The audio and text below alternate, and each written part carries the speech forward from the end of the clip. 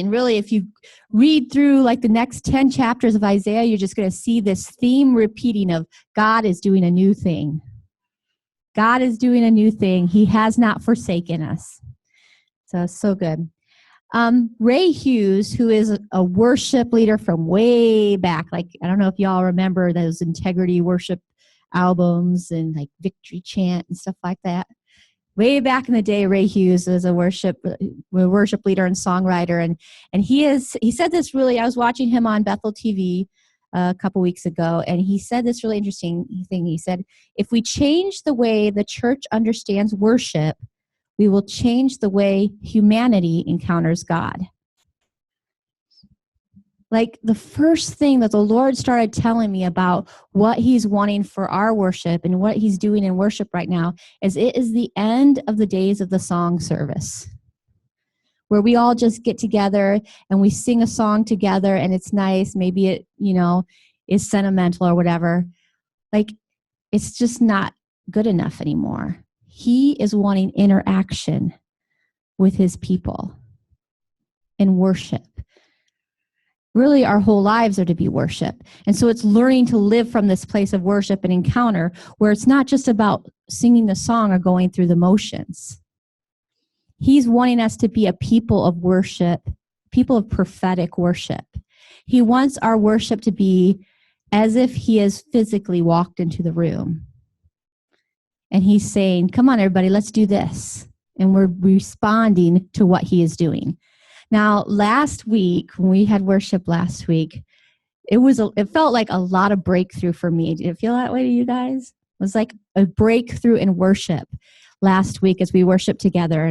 And I was asking the Lord about, like, what is the difference? What is going on? And I felt like he said the difference is that every person was responding to the Holy Spirit. We weren't responding to the music or to the worship team or to the worship leader. We were responding to the Holy Spirit together. And it created such an amazing atmosphere where there was all kinds of stuff going on, diversity. Some people, we had like 3 people dancing, and some people were just with the Lord. And when you looked out, there was just so much going on. People were praying for each other, and it was just an amazing time of diversity, but complete unity, because every single one of us was doing it in response to the Holy Spirit.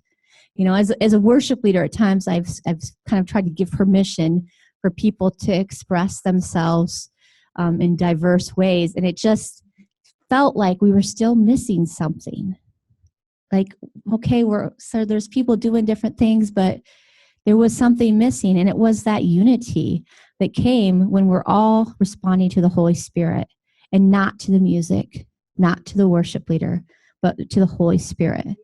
And that is going to be a defining aspect of worship at Church on Fire. I just declare that right now because it made all the difference in the world. And that means you guys all have permission, but more than permission, I'm asking you, please participate with us in worship by responding to the Holy Spirit.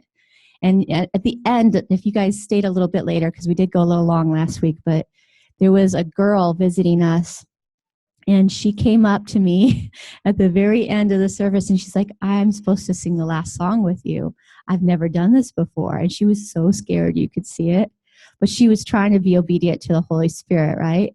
And so we did Let It Rain one more time, And I don't know, it was breakthrough for her, and it was fun for me to watch her take this.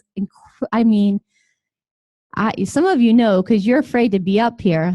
For me, it's not a big deal, but I was raised up there. But for her, it was like such an act. And there's been times where God's asked me to do something, and I was petrified, so I know how that feels. She did it. And that's what we want to foster here, is this atmosphere where people feel like I can obey the Lord and I'm not going to get shamed or shut down or anything like that.